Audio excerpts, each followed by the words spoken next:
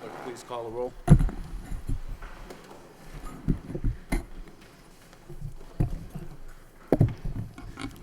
Counsel Leahy. Yes. Here. Counsel Leary. Here. Counsel Mercia. Here. Counsel Milonazo. Here. Counsel Rourke. Here. Counsel Samaras. Here. Counsel Belanger. Here. Counsel Elliott. Here. Mayor Kennedy. Here. 9 present. First order of business in the minutes of the City Council meeting of March 8th for acceptance. Motion approved by Council Rourke, seconded by Council Milonazo. Discussion, all in favor, all opposed, so voted. Next, under communications from the city manager, we have items A through F. So we'll start with item A, which is the update on development plans for Mayor the Kennedy? JDCU headquarters. Mayor Kennedy, Yes, Council Samaras. before we begin this, could we take a motion 6A? Some people would like to speak on that tonight. Okay, Council Samaras is asking that we suspend the rules. Yes. Want to take the motion out of order So by moved. general consent? All right, so we'll take the motion out of order, and which motion is it? 6A. Motion 6-8, request that the city manager review new traffic pattern at the JG Pine School for safety reasons. Seconded by Council Milonazo. We have a registered speaker. We have a registered speaker.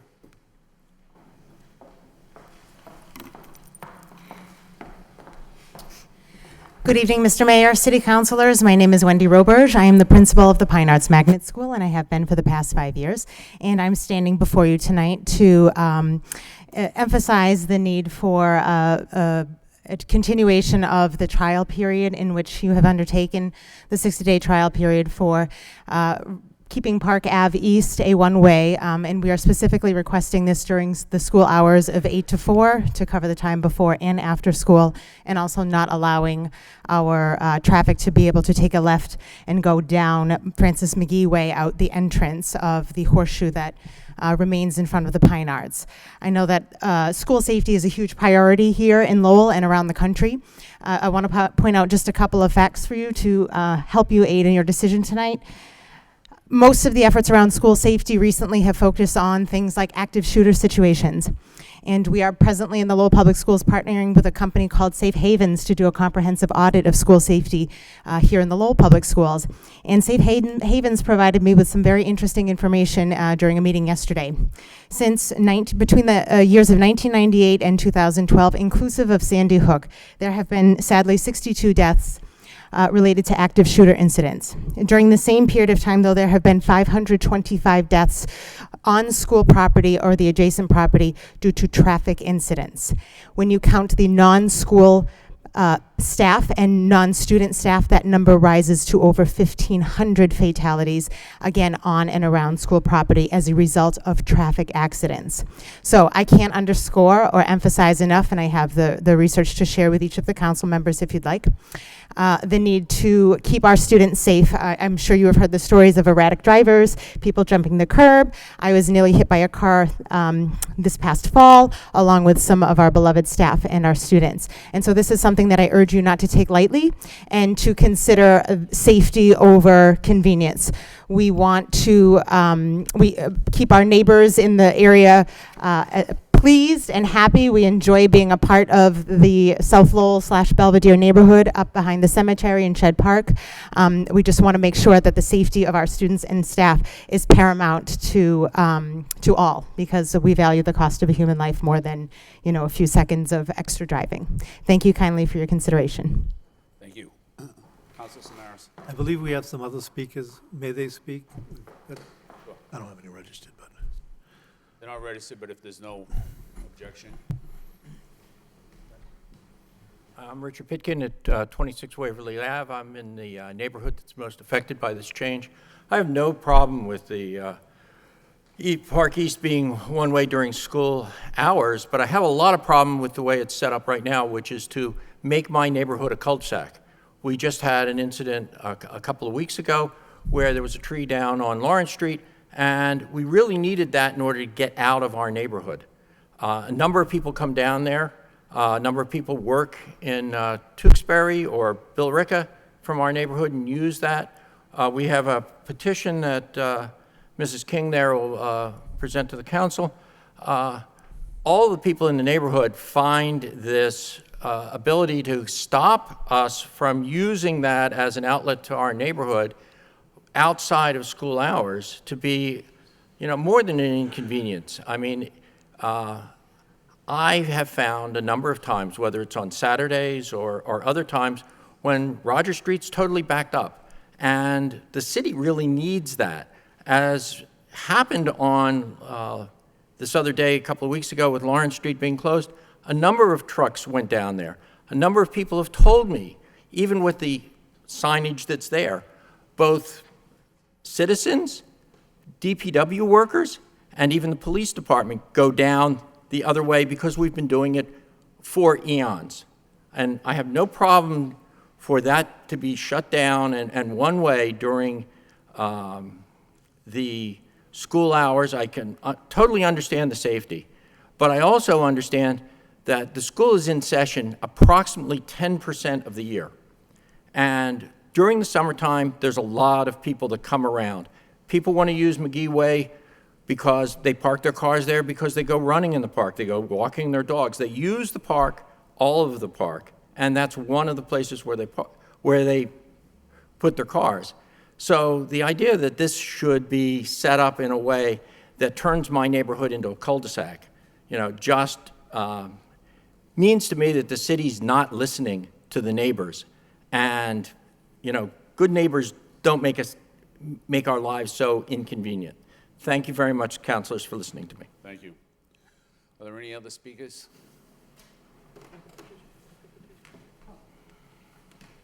Good evening. I'm Sharon King. I live in the neighborhood. I also work at the Pine School. I've lived there for 30 years, and I'm in complete agreement with everything Wendy has spoken of. I'm all for the safety of the children. My 3 children went to school there. Like I say, I've lived on the street for 30 years.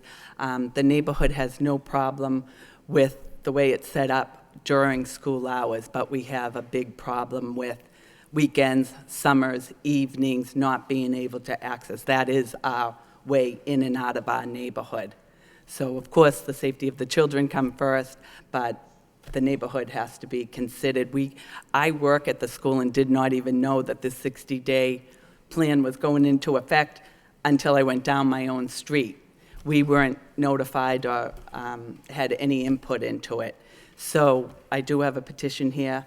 My neighbors are all in favor of keeping the school children safe, but also would like our concerns addressed. Thank you. Thank you. Any other speakers? Councilor Samaras. Thank you, Mayor Kennedy. I heard about this, I've been hearing about this issue for the past several weeks, concerns that different people have. I appreciate the fact that the principal came here speaking for the safety of the children of the Pine School. If anything, I would be cautious on the side, or caution whatever I do on the side of safety for children. There, it's first. In a sense, I'm not concerned if people are inconvenienced. The issue is the safety of the children, and is there a better way of doing things? When I talked about, at the end of my original motion, I said the word safety. What I've been hearing about is that the streets that have been marked as one-way, cars have still gone the other way, and with disregard to the signage that's already there. So one of the issues I want to make sure is that the police are there to monitor that, because if there's an expectation that cars are going in one direction and cars are not obeying the signage, that's the problem. That's what creates the problem. But also the people, it's a unique neighborhood, and it's the type of area that I think warrants certain type of consideration. Because of the park that's there, there's a lot of usage of that park. One of the problems I have is that when you come down, I guess it's East Parkview, towards the school, the sign isn't there saying it's one way till you get to the tennis courts at the end.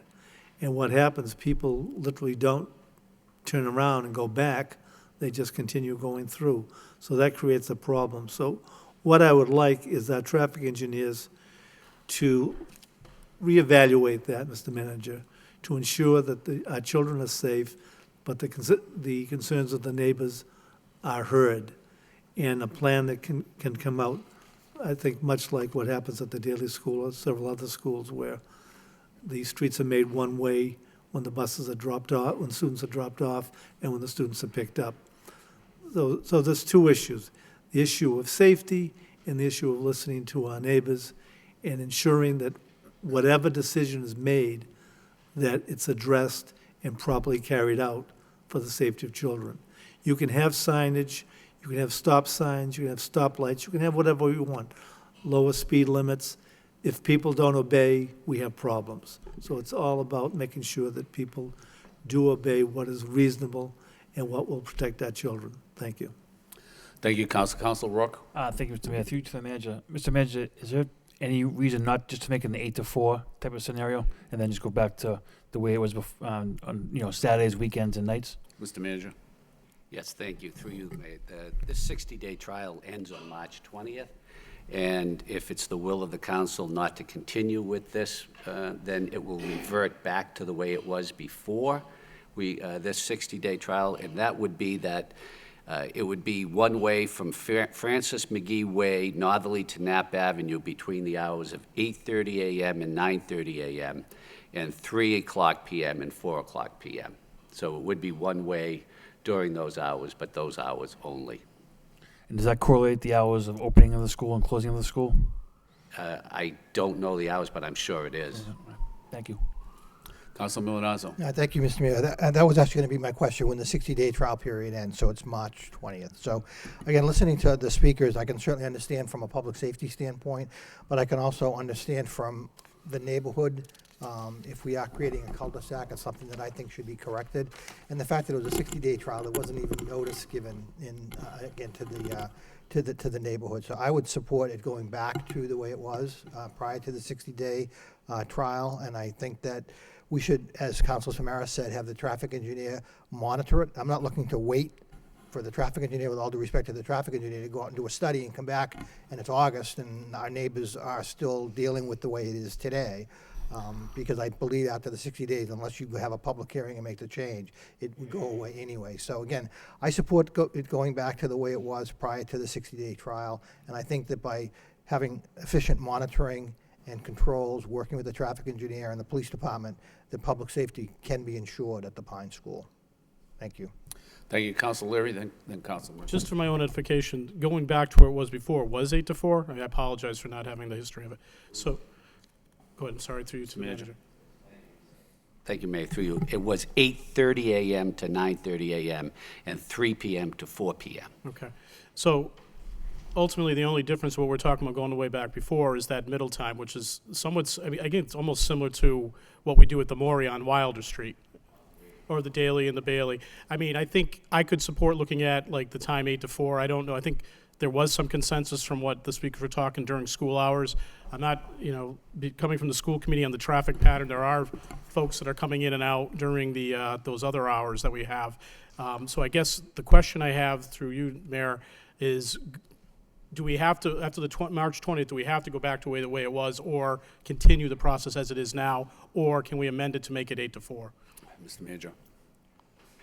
On March 20th, it would revert back to where it was, and if you wanted to change those hours, you could just come in with a change to the ordinance to amend the hours of one way to whatever you think is Okay. fair and reasonable under the circumstances. Okay, thank you very much. Thank you. Thank you, Counsel Mercer. Thank you, Mr. Mayor. I believe the best form of government is that one where we have compromise, where we look for the safety of the children and take into consideration that there's another way to do this and help both parties. So I agree with the maker of the motion that this should be for the good of the neighborhood, for the safety of the children. And we have that compromise. This is very good. Thank you. Thank you. Any further discussion? Counsel Samaras. Just one more. I'd like to make sure that we have improved signage, for whatever direction we finally go to. Thank you. With no further discussion, Council Rourke. Thank you, Mr. Mayor. Through the manager. So that'll be in front of us, maybe for the next council meeting to vote on what we're going to do with it.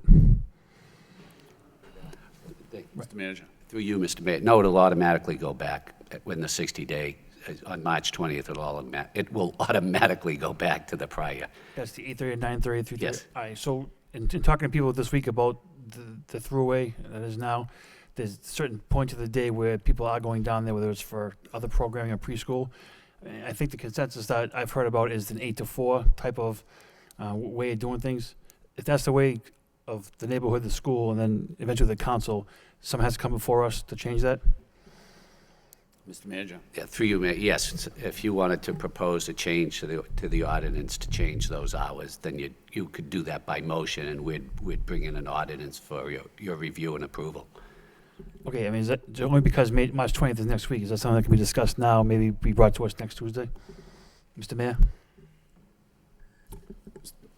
Yes, Manager. you could, if you wanted to discuss, if you wanted me to bring back an ordinance changing those hours, you just suggest that, and we'll bring back that ordinance to you as soon as possible. All right, thank you. Mr. Mayor, I'll make that motion.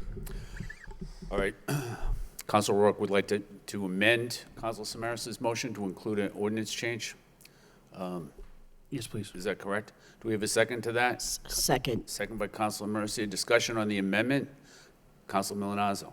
Thank you. I just, I'll support the amendment, but I just want to make sure that the neighbors in the school, the folks that work at the school and are there during the day, that they get notified when the public hearing will take place. Yes. Through you, Mayor, are you saying that you want it to be, the hours to be a one-way, 8 a.m. to 4 p.m.? Yeah, I believe if the consensus Monday through Friday? of the school would be during school hours, which I think 8 to 4 does encapsulate that Monday time through period. Friday. Right. Okay. Right. Okay, any further discussion on the amendment? Councilor Leahy. So just to clarify, like the manager said, instead of breaking it up, you want it all day long? Okay. All right. Any further discussion on the amendment? Hearing none, all in favor of the amendment? All opposed? The amendment passes. The main motion, all in favor of the main motion? All opposed? Main motion passes. So we'll go back to communications of the city manager. Item A, update on development plans for the JDCU headquarters. Is there any discussion on that? Council Belanger. Thank you, Mr. Mayor. I want to thank Planning and Development for the timely response on the issue that, we all, this council often gets inquiries on that parcel. It's been vacant now, inactive now for a number of years, but Jeanne d'Arc is doing their due diligence. They are being very community active in the neighborhood to see their concerns. They've had a number of meetings on that parcel to this point. They have not come up with a final determination of what's going to be there at this point, but they are still gathering input. And I know, knowing Jeanne d'Arc, how community-oriented they are, it'll be at the behest of what's in the best interest of the city and the neighborhood, and I'm sure the right outcome will come in due time. Thank you, Mr. Mayor. Thank you, Councilor. Any further discussion on item A? Hearing none, we'll move on to item B, which is the parking issues around the McAvenue School. Councilor Milonazo. Thank you, Mr. Mayor, through you to the city manager. Thank you for the information that you provided in this report. It was very comprehensive, and it really outlines the issue around the McAvenue School relative to parking. I would move, if I could, Mr. Mayor, that the two recommendations that are in the report from the administration be referred back to the city manager to be brought back to the council for further consideration. Okay, we have a motion by Councilor Milonazo to refer item B back to the city manager for a further report and recommendation, seconded by Councilor Rourke. Discussion on the motion. Hearing none, all in favor, all opposed, so voted. Thank you. Moving on to item C, past and future events at Lowell Memorial Auditorium. Councilor Mercia. Thank you, Mr. Mayor. We had in our packet a whole list of events, and I hope my colleagues are looking at them, looking at these events. I'm very happy that we had Golden Glove in boxing and St. Jude Fitness for a Cure and elite dance challenges and Walker dance recitals and graduations. This report went from February 2016 to June 8th, 2016. I want to know, where is the Top Name Entertainment? I don't see anything like that. At one point, many years ago, we had big name events, big name people that came to the auditorium to perform, and you would see these acts in Boston and pay top dollar, and yet we had them in our own backyard for a fee that was something that the city of Lowell could afford. I don't see anything here on this sheet. If you see it, please tell me. There's nothing here that I would want to see and go out of my way to have a nice meal downtown and then go to one of these events. If you could show me that, I'd like to see it. I don't see it. And I'm not saying they're not having talent competitions and boxing and proms and commencement ceremonies, but that could be in the daytime. I don't know what's happening at night that I would want to see. I enjoy the fact that I could go to Boston and see a big name person and spend top dollar, but yet I could go in my backyard downtown here and for a minimal fee that someone could afford, would see a big name. I don't see it. I don't see it, and I'm disappointed by it. I don't know if my colleagues feel the same, and I'm not saying that things aren't happening, but not things that I want to see happening. I don't see it. Councilor Mercia. Mr. O'Donnell from the Auditorium Board of Trustees is here if you wanted to ask him Well, any then questions. maybe he can find something that I could probably be excited about, because I don't see it. We also have Keith Vasky here to answer questions, so. Thank you, Mr. Mayor and council members. Keith Vasky, General Manager at the Lowell Auditorium for Spectrum Venue Management. The list that was in your packet there, just to be clear, is really of stuff from the day that was published going forward. It's not a complete list of what has happened. So, a fair representation of that our fiscal year is in line with what the city's is, July 1 through June 30. So a number of the events that you would claim as top name entertainment, concerts, family shows, Broadway shows, that type of thing. A good portion of those have happened in the fall and into even January. As you can see, that starts at February, I believe. So part of the reason, as you alluded to, a number of dance events and that type of thing. In the spring at the auditorium, the events have been mostly the dance type of events.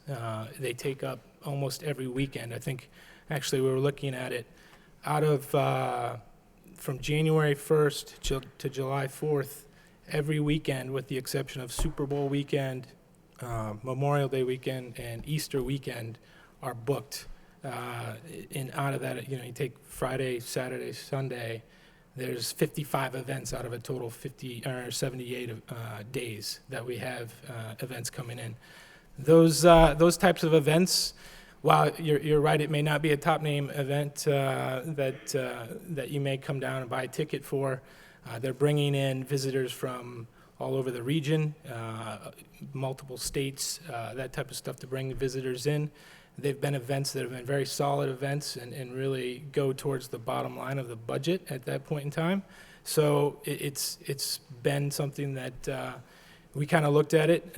Obviously came in here 3 years ago, and it's been a very clear direction of the budget, hitting the budget and staying within the mark has been a pretty important piece, and that's obviously what we want to do. We said that when we came in, we felt we could save operating budget dollars for you guys at the time, and that's what we've done over the course of 3 years.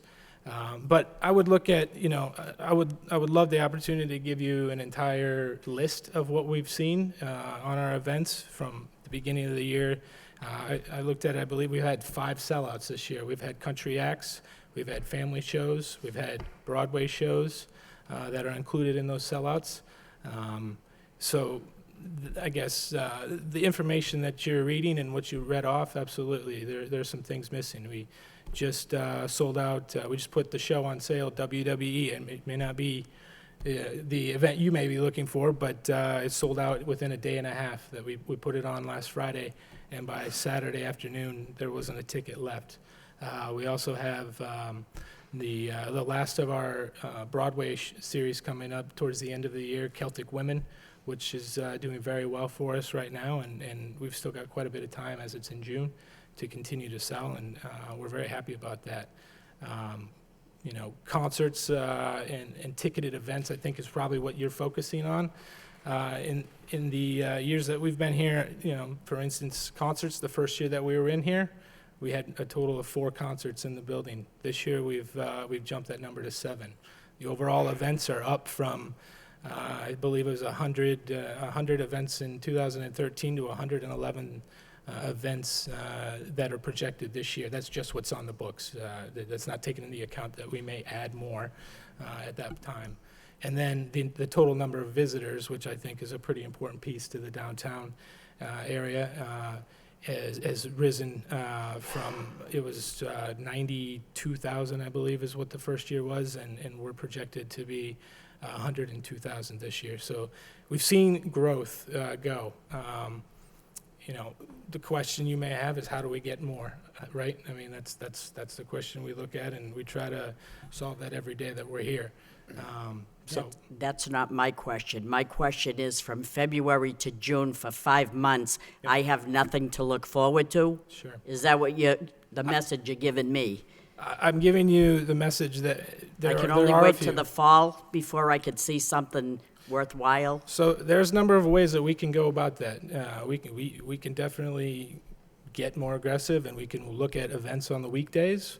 We could look at taking away some of those dance events that have been solid, consistent, you know, revenue Do generators. these dances go all day and all night? They do. They generally start on a Friday afternoon and go until, you know, 10 o'clock at night, back in the next morning from anywhere from 7 to 9 o'clock in the morning until generally about 10 o'clock at night. You have people coming in. One of the things that happened when we came in was, in the past, people could walk in, they were bringing crock pots, and they were almost able to set up camp in the building. There's obviously an exclusive food and beverage vendor in there, so that's not allowed anymore. So that has a couple of effects. One effect is that it drives revenue for the building. The other effect is that they can come and go during the day. They can go down and patronize the downtown venues. And the fact that they've got kids in there, they may dance early in the morning, and then later in the afternoon and even at night, they're hungry. They're looking for places to go. So we feel that the dance events, you know, we can definitely look at it, you know, to get some of those, but we have to understand what the risks are there, and what's the risk and the reward, and how that might affect the city. So that would be. Is it possible that you could transfer some of those events to the Songus Arena and give regular people in the community something to look forward to Sure. at the Lowell Memorial Auditorium? It's a great question. I think it really comes down to economics for that. There's a reason that those events fit into the auditorium. Dollars and cents is what that comes down to. A venue such as the Songus has a bit more expenses to put an event like that in, as it's in generally an ice hockey arena. So there's an expense to transform that into an event or a building that could to host those events. So I don't know that if we tried to transfer them, we would probably most likely lose the event at that point in time. Is one of the, you know, I would guess how it would go. Well, I did hear an ad on the radio, and I was excited about it, and it was in Lexington, Sure. and it kind of knocked me for a loop, because I was hoping it would be happening in my own city to get people to come in from other areas to us. The other part too is, you know, we've been very proud. The first year we came in, obviously, we were kind of shooting from behind the gun there. We got in July 1st, really, and it's just a matter of timing and how things work out. The previous company books to when they're done, their time is ended, and we pick it up at that point. Generally, you're booking 6 months ahead of time, and you know, so from that side, we really had to start from scratch and build relationships with promoters that would bring in these shows. There's a couple of ways that you can get shows. You can go at full risk with with the building's money and purchase shows and go out and buy that show. And if you sell enough tickets and cover the expenses for the artist and what goes into it, then it's a win and everybody's happy. The downside of that is if you don't sell enough tickets and you don't cover that expense, then the show's considered a loss, which hits the operating budget. There's also The previous group did exactly what you said. They took a shot at it. Sometime they lost, but most of the time they won. And so did the people of Lowell. They won when they seen. I can understand that. That's one Entertainment. thing. I think the setup is a little different, and I'd love to go into that. We could sit here all night, but it is a different setup now. The risk is now on the city with the operating budget of the venue, whereas in the past, those shots I don't believe were risking city funds at that point in time. So if that's the direction that we're looking at, we're happy to kind of get more aggressive and dial that up. But we have to also understand the risk, and I would want to make sure that I have the full backing of the city and understanding that we may take shots and we may win, but there's the other side too.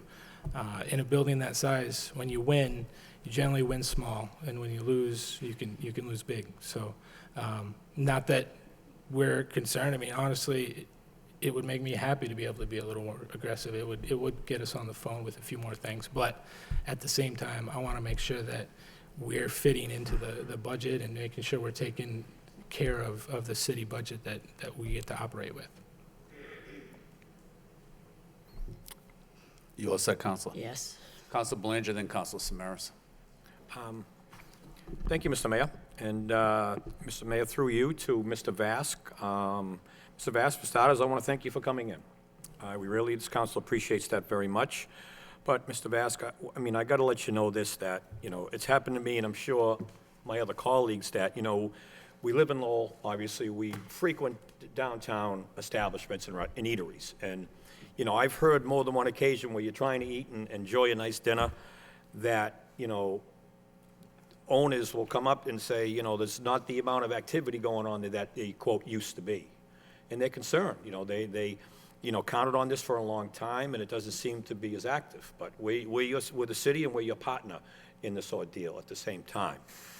So with that being said, I'd like to ask you that, does Spectrum have a full-time promoter, if you will, on the books to actively, seek events in the arena, or do we sit and wait for the phone to ring, or how does this all work, may I ask you? So as a job as a general manager, it's my responsibility to both make calls and take calls. It's a little bit of both, to be honest with you. Spend a lot of time developing relationships with promoter companies such as Live Nation and AEG, and those are the big national ones. We also have regional ones, mass concerts. We work with Spectacle Management, which is Pete Lowley's company as well. And then there's other local promoters in general. So it's a combination of both.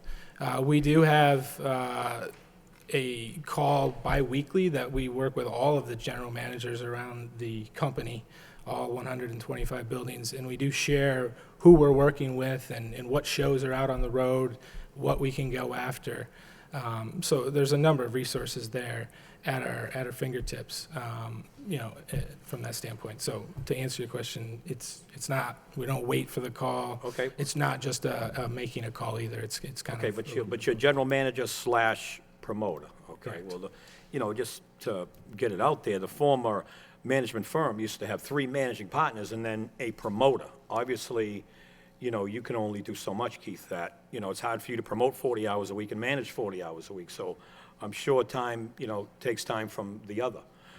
So we're just concerned, so we'd like you, thank you for coming in again, and answering to this council, but, we just, again, have to answer to the establishments that they feel that things are on the decline over there, and, we want to know we can do too. We're all in this together, but, any way we can help ramp up activity, please, we'll do whatever we can.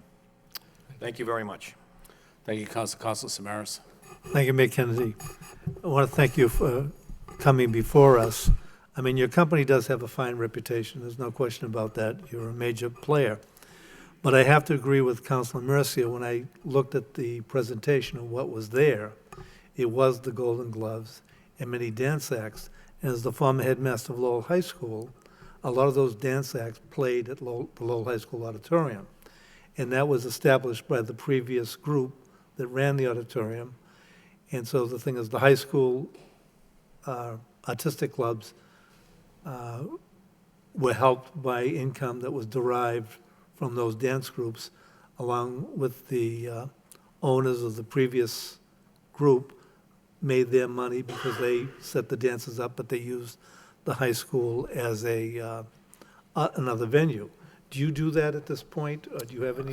We have not been able to establish that relationship. We actually had talks with the high school probably over a year ago. I thought we were going to have maybe an opportunity there, and it never really came to fruition. There are a couple of things there. One of them that is challenging is that a lot of these dance groups want to start on Friday afternoon, and school is in session still. The auditorium over there is being used. So there's, I would say, only a handful of the dance groups that it could potentially work. I believe there were a few other dance competitions that did come in addition to what you're seeing happen now, that could make that work. So, I don't know that every event would work that way, but we would love the opportunity to be able to utilize another space. And I mean, if I can have multiple events going on at the same time in the city, that's like goal number one for us from that perspective. Okay, a couple of questions. I was under the impression that at this point in the contract, we weren't held responsible for any losses at this particular, are we still held responsible for what? There was an addendum. It was a 2-year agreement, and it was capped at a $200,000 number, I believe, is what it was. So anything beyond that is where our responsibility came into that. Okay, but can you understand our concern? I mean, you gave this report, but you also stated that what you left out was the major events, things more that we're looking for. I mean, basically, for the future, do you see that changing? Do you see our issues being addressed where there's a possibility of bringing in, we'll say, I bigger definitely hear acts? the message that there's a want for more ticketed kind of named acts, and I'm sure I'll have a number of holds on the books by tomorrow afternoon, to be honest with you. It's just a matter of putting those pro formas together and making sure that the board and our management are in agreement that it's a worthwhile risk, and we can look at that. Again, I would say that we may have been less aggressive to a degree because we felt that managing the budget number was the most important. And we have these events that make very good money, the dance events, and we have every weekend filled up at that point. We have a number of community events, and we do have a few events that do happen during the week where we can pick. The thing is you don't want to take a big risk on a high-end act on a Tuesday or a Monday.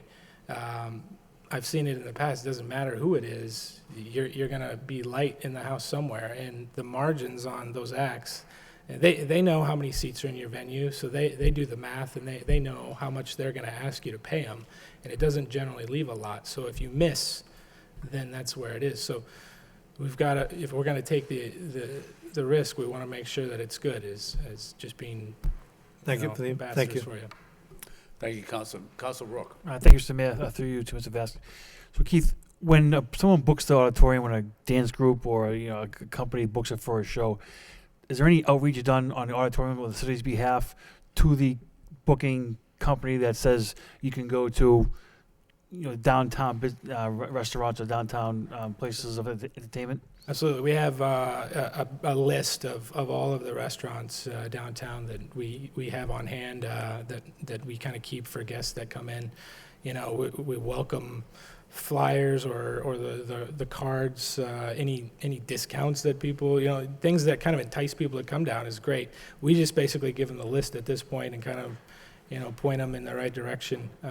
But we would love to get more involved from I mean, is that something that can be improved as far as, the outreach to the booking parties to, to use downtown establishments, for lunch breaks or before an evening show? Yep.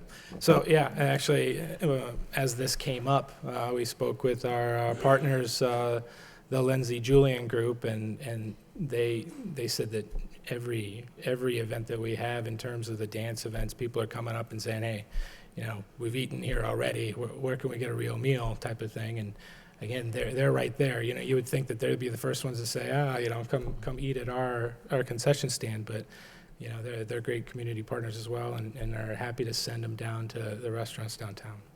Thank you. Council Leahy? Thank you. I just had a couple of questions, too. A little bit further down on the agenda, we're going to talk about repairs. So would you say some of the repairs that are needed might be limiting the shows you can bring in, or is that? Yeah, no, I think there are a few things on there that can help us, and I don't know, we can get into it now or later. No, but just in general, you need some repairs. Generally, I think bathrooms are a big thing, I hear. I think the bathrooms obviously have been probably the number one item on the list since the day we've walked in.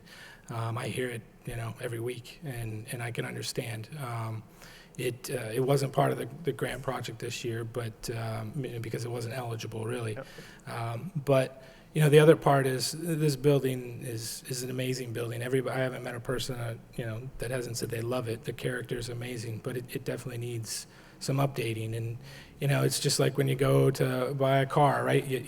There's one that appeals to you typically. Yeah. Obviously, there's performance, and that has to happen. But there's if it doesn't appeal to the eye, then it's a little harder to sign on the dotted line. So I think that the aesthetics of it, kind of getting that fresh look that we're going for, will definitely help. And there are a few structural areas that we're trying to target as well that can help land additional shows. So.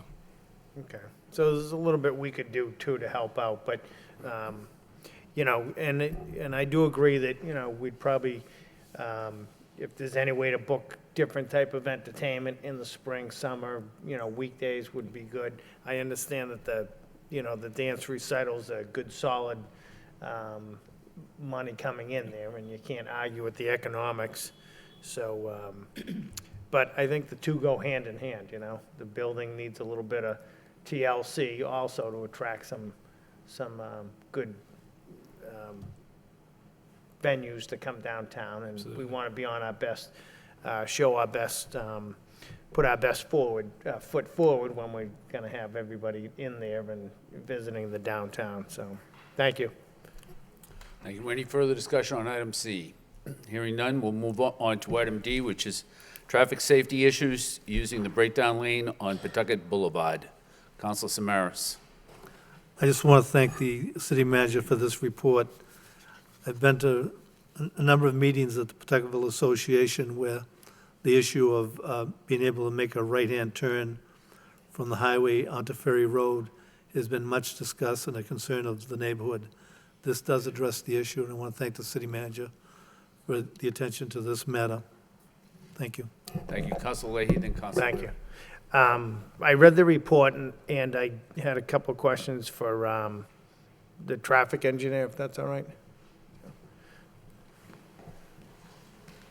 So I understand your concerns with the no right on, say if it was a no right on red, because coming from the opposite direction, you do have that left turn arrow, and you don't know where it is.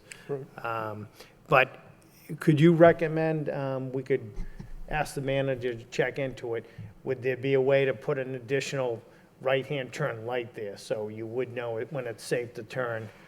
Especially when the light's red and you have everybody coming out of Old Ferry Road, we'd want to keep the traffic moving. I know Council Rourke wants to get home, late afternoons, and that would help him. So if we could just take it one step further and see what it might cost us to do a light there. Yes, so what you're asking is to place a green arrow pointing to the right to let you know when it's safe to proceed during when Old Ferry's getting out.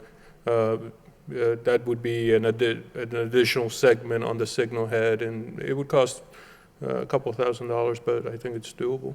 If we could investigate that through you, Mr. Mayor, to the manager, I think that would help out, short money if it's about that, and that would help the traffic flow, keep us, keep everybody safe there. Okay, thank you. Council Leary. Just one, thank you very much for the quick report. I appreciate, we had a co-motion with the Councilor Samaras. We did get a lot of feedback with it. I think it is a natural, as said. Good to note that this is not in the 100 worst crash sites in the community. That's pretty cool to know, and pretty cool to articulate. I don't know if you can take it a right to go to Tingsboro or whatever, but I think it's still a positive thing, and I think it's something we should definitely look into. Thank you. Any further discussion? Councilor Elliott. Thank you, Mr. Mayor. So, Mr. Traffic Engineer, you are not recommending a right from Old Ferry Road onto Pawtucket to the Pawtucket Boulevard, which I agree. I think it's dangerous knowing sometimes the speed that the car is going south to north on that road. So will you be striping, can you stripe that road? Because every morning cars they're just doing it anyway, and it becomes, if you're in the right part of that road, it's a mindset. People there, they start beeping at you to move over, and there's really only one lane. On Old Ferry Road? On Old Ferry Road, right. Okay. Yeah, we try to restripe every year, so I'll make sure it's on the list. Yeah, okay, great. Thank you. Appreciate the report as well. Any further discussion on this item? If not, moving on to item E, Lowell Memorial Auditorium building upkeep. Any discussion on that? Council Belanger. Thank you, Mr. Mayor. I do appreciate the rather extensive report from Spectrum Management on the, and I want to thank Councilor Rook for the motion as well to bring some attention to this subject property that is obviously in need of some major repairs in the very near future. There is some good news. Now, we've just invested a little over $1 million in the last year and a half with a grant from the Mass Cultural Council for $300,000. The city in turn matched that for another $3. So we had approximately $600,000 invested in some, more or less cosmetic, and Spectrum more or less prioritized what was safety issues and what was paramount. But, and also the city paid for a $500,000 new boiler system. So that's, about $1.1 million. But in all honesty, in the grand scheme of things, that's like throwing a lounge chair off the Queen Mary. This building, if you look at their list of projects, is going to require some serious repairs in the near future. Now, we also have a surcharge account from ticket sales, but that's, I think we've amassed about $250,000. And, in my estimations, these repairs are going to be millions of dollars. And at this rate, if we gather $250K every year or two, it's going to take 10, 15, 20 years to get where we need to be. So that is obviously going to be a challenge. Now, the project list that is included from Spectrum Management includes new sidewalks, additional restrooms, as well as repairing current restrooms, new windows, new doors, refurbishing concession stands, new stage lighting. It goes on and on. So, we need to know what we're looking at here. There hasn't been a study in these costs since 2005. So obviously that's outdated, and some small things have been completed since then as well. So it's more or less this project cost would be outdated at this point. So with that being said, Mr. Mayor, I would like to make a motion to investigate the cost of doing the project repairs submitted by Spectrum Management, to see what we're looking at, in the near future, because we need to know this number sooner rather than later. Where the money's going to come from, I don't know, but we need to know what it's going to be. In any case, and Mr. Mayor, through you to the manager, Mr. Manager, when does Spectrum Management's contract expire? There is no contract with the packet this week, may I ask? Thank you, through you, Mayor. It expires in 2018, and there is an option for the city to extend it for an additional 3 years. Okay. So we got an estimated 2 years remaining. Could you supply the council with a copy of that contract, Mr. Manager? We have included a concession contract, which seems to be feasible to me, but if you could include the contract with Spectrum, that would be great. But, you know, I think this council, and maybe we should do a tour of the building with the management company, do a walkthrough. I mean, none of us are general contractors, but let's take a look and see what we're looking at here. So, you know, I just think that we're really going to be up against it with this property in the coming years. It's our hidden gem. It's the home of the veterans here in the city. It was created by veterans, for veterans. It's a sacred gem here in the city. And we need to know, you know, what we're looking at in the very near future, Mr. Mayor. So I have that motion on the floor. Thank you very much. Thank you. So we have a motion by Council Belanger to have the city manager provide the city council with a cost estimate of what it would take to renovate the Lowell Memorial Auditorium, seconded by Council Mercy. Discussion on the motion. Council Milonazo. Would the maker of the motion object if we amended the motion to include what we've actually paid Julie and Lindsay Hospitality Group since October of 2013? Sure. Okay. We'll just do that by general consent, if that's okay. Thank you. All right. Council Leahy. Sure, thank you. I think that's a good motion. We should always be aware what the costs are, and as when Councilor Belanger said, you know, where do we get the money? But here's a perfect venue. We have a lot of local talent, young superstars in the community, and it's probably an event that Councilor Mercy would like to go to. So, you know, we get all our young talent in the city, work out whatever we would pay them, a minimal thing, but the benefit of the money would go to fixing the auditorium. You can always do something like that. I mean, and here's a show that you would get it'd be a lot of interest because it's Lowell people supporting a Lowell venue. So there's one idea. We probably raised half the money right there, so. Could we call that Leahy Fest? We could call it Belanger Fest, so it's his idea. But, you know, these are the ideas we could have that can raise some money. And they're good shows and good people, and, hey, you don't know where these kids are gonna be in 20 years, so, thank you.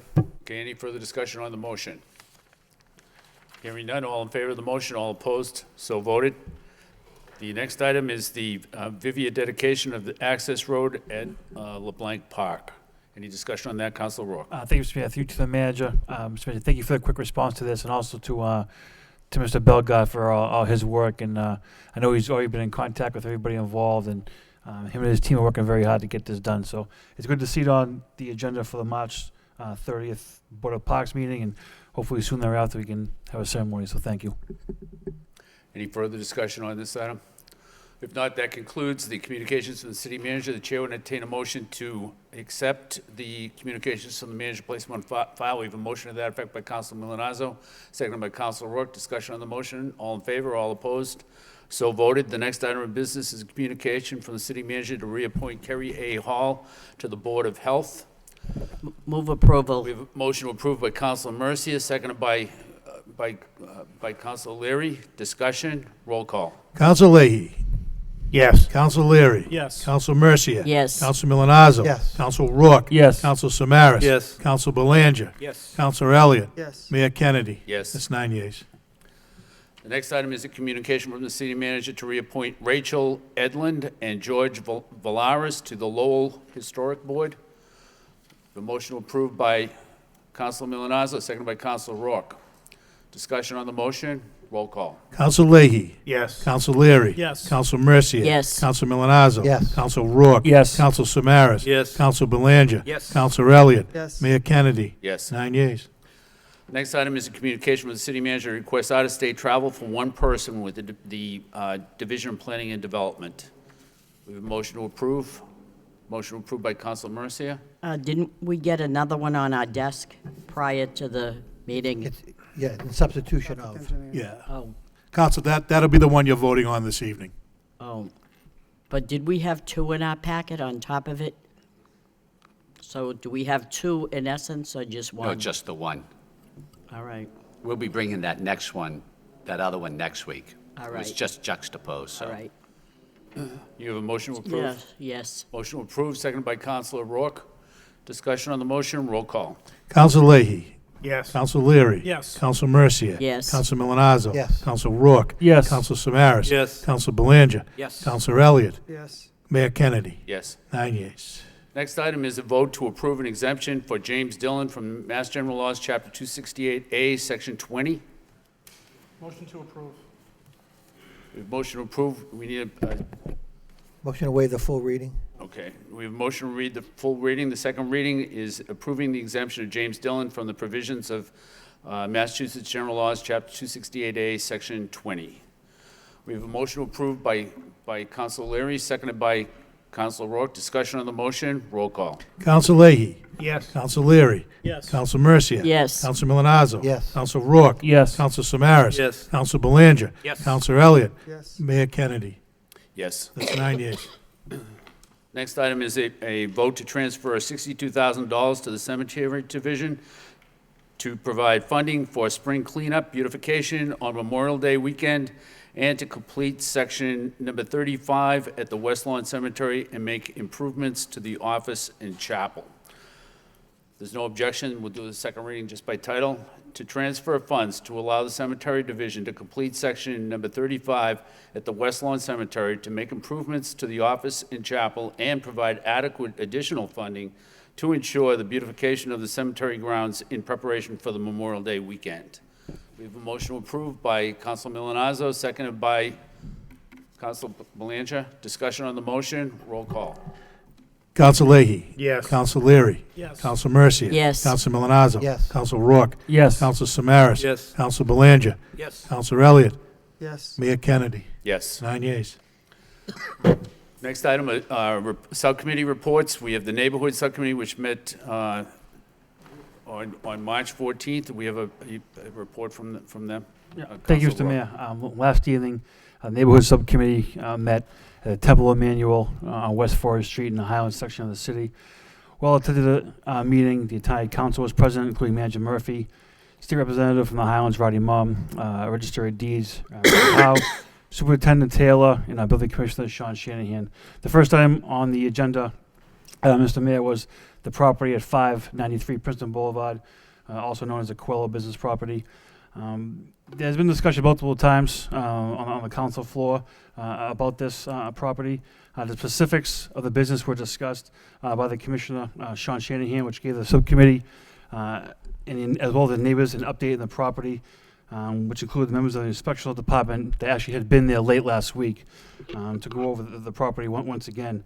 During the course of the meeting, the subcommittee was given paperwork from prior commission meetings and so forth, with maps of the area and things that it looks like should have been enforced but have not been to this time. What was asked of the city manager and his team was to meet with the owner of the property in the very near future. Mr. Manager, any update with concerns to meeting with the owner of that property? Mr. Manager. Mr. Mayor, Counsel Mercia. I'd like to just reiterate about this meeting that we had, which was very informative, very well attended, but I just want to reiterate a little bit of what was discussed there. It was in accordance with the 495 Princeton Boulevard property, and I just want to read to you what the Lowell License Commission regulation said, not what I say, but what the Lowell License Commission regulations say. In paragraph 4, it says, a licensee shall maintain a clean lot free of junk motor vehicles or parts thereof. And this business is completely doing just the opposite. That's number one. Secondly, when we did hear from our inspectional service person, the inspector says a lot of that equipment on the property is there because it is they're preparing for the parking lot. It's probably preparing for the parking lot because the tanks were removed. It was filled with solid fill or dirt or debris or whatever the heck was in there, because it seems like nobody really checked it, but it will take about 60 days, we learned, for it to be compacted and set down, and then the owner can perhaps hot top it.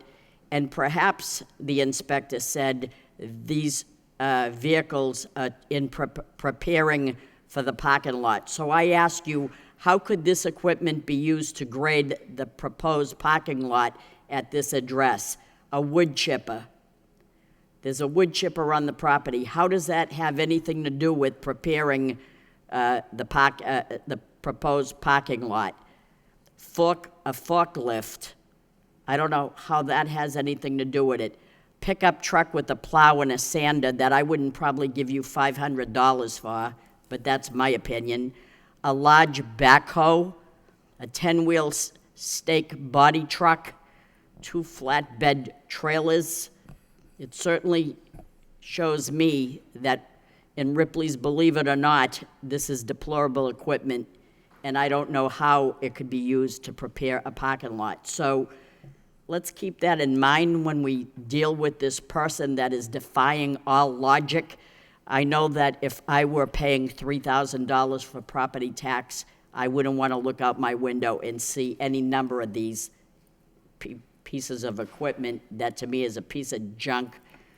But I'm just reiterating what went on there last night, and I feel for the neighbors that have to look at this. So that is just what I wanted to say. Thank you. Thank you. All right, back to Council Rourke. I think had a question for the city manager.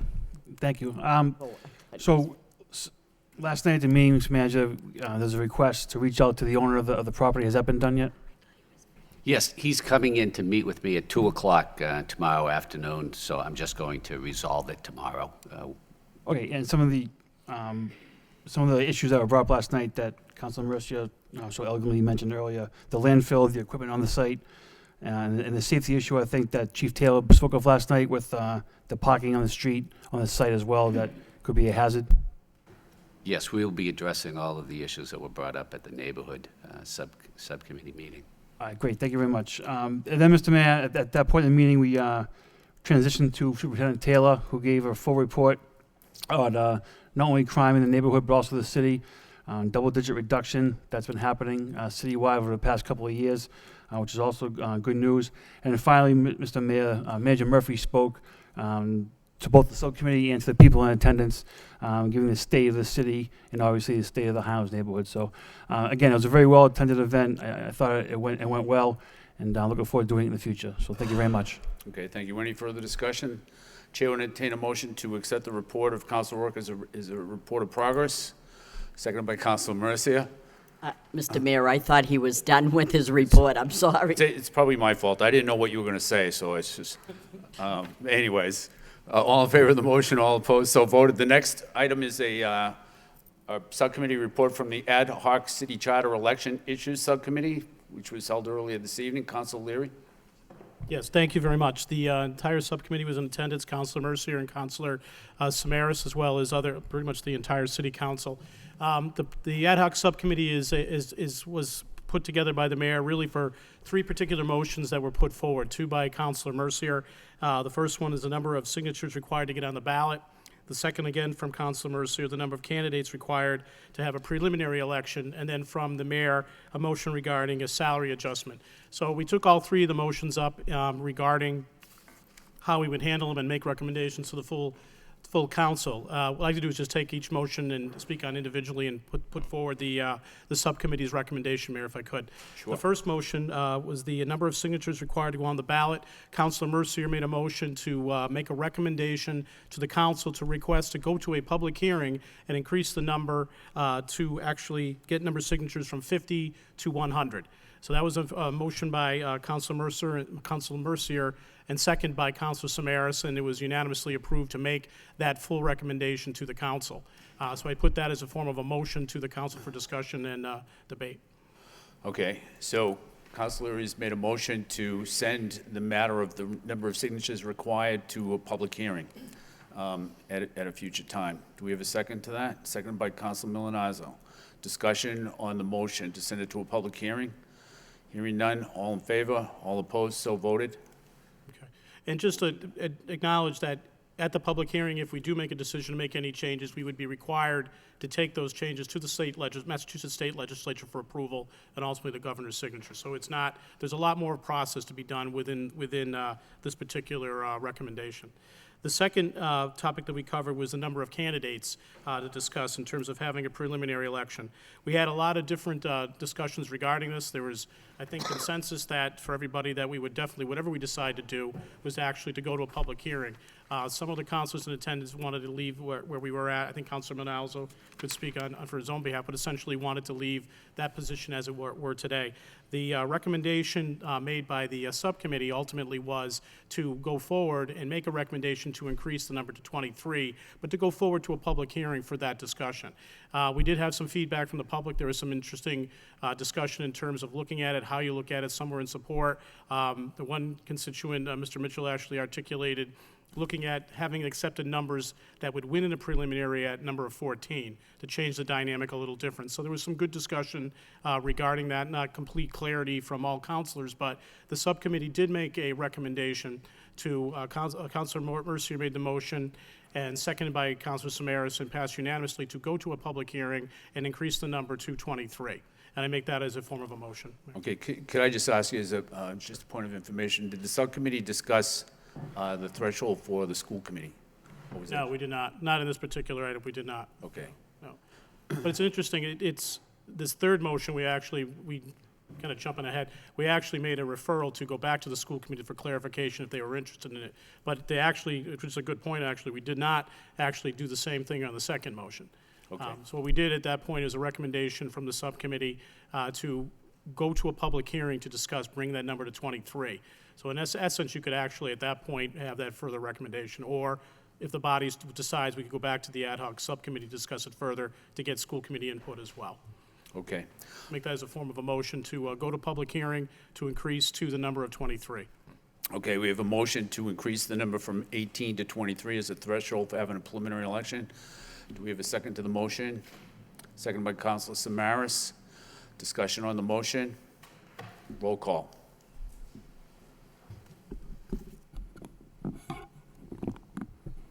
Counsel Leahy. Yes. Counsel Leary. Yes. Counsel Mercia. Yes. Counsel Milonazo. Yes. Counsel Rourke. Yes. Counsel Samaras. Yes. Counsel Belanger. Yes. Counsel Elliott. Mayor Kennedy. No. And just to clarify, that motion's obviously going to a public hearing, so more discussion, another vote will be taking place. And similar to the first motion, if it does pass or some changes are made, it's required to go to the state legislature for final approval. The third motion that we took up was a motion from the mayor regarding making salary adjustments. We did have a discussion with the city solicitor regarding the last time that we actually went through this body went through that process. At that point, I think it was in 2000, where the city council ultimately passed an ordinance to make changes for the city council to be paid at the current rate at $15,000, and a separate ordinance for the school committee to be paid at $6,000 for their stipend. What we recommended at that point in time is we really wanted to reach out to the school committee to see if they were interested in having that discussion in terms of an adjustment, because it would require a specific ordinance for them.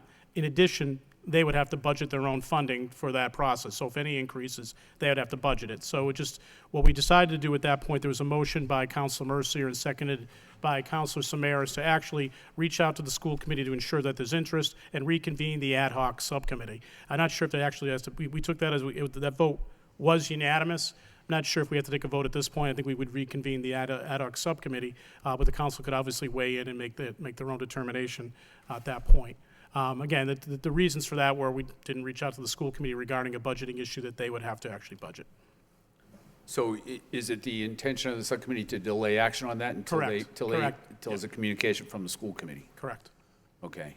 In addition, there was some additional comments from counselors. I think Councilor Rourke had some discussion regarding potentially going to a commission or a neighborhood panel or a committee, I guess, to take a look at what an appropriate adjustment would be for the city council and or the school committee, including the mayor. And I think Councilor Samaras generally had discussions regarding supporting something similar to that. I think at this point, ultimately, I'll let them speak for themselves, obviously, but we'll ultimately have another ad hoc subcommittee. We'll be taking up that issue once we've reached out to the school committee.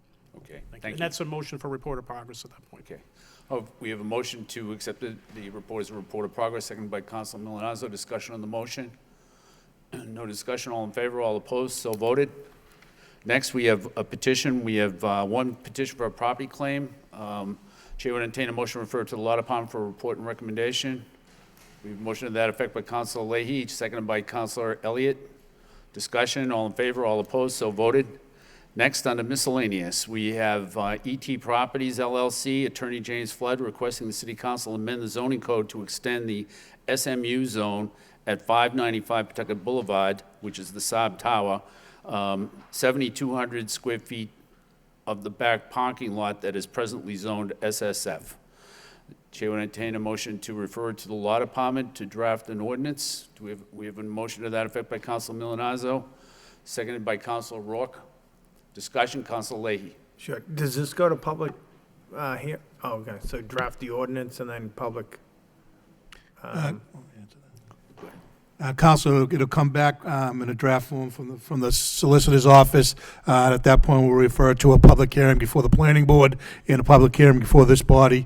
At that point, you voted. Okay. All So right, there is a public hearing before two boards. Thank you. Okay, any further discussion? All in favor of the motion, all opposed, so voted. The next item is, under miscellaneous, is Jacob Fortes requesting to address the City Council regarding the sale of surplus property abutting the Markley Group at 2 Prince Avenue. Good evening, City Councilors. You have a couple of registered I don't know if you can see this or not, but basically you were given a handout. Name and address, please. Oh, sorry. My name is Jacob Fortes, and I'm with 36 Iowa Street in Lowell, Mass, South Lowell. Basically, if you follow along on the route here, I don't know how well you all can see it given how the room is laid out, but basically there was a sale of surplus property that was put in the newspaper about that big, and nobody in the neighborhood was notified about it. Now, I have been trying to dig up some information as to how the city of Lowell came to be that this little area here would be considered excess property. Now, I know back in the late 1970s, 2 houses were taken by eminent domain to create that street, the long, narrow street through here, for the Prince Macaroni to bring their trucks in when they stopped using the railroad.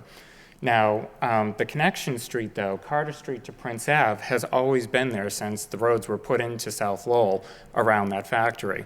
Now, my concern comes from the layout of that entire neighborhood.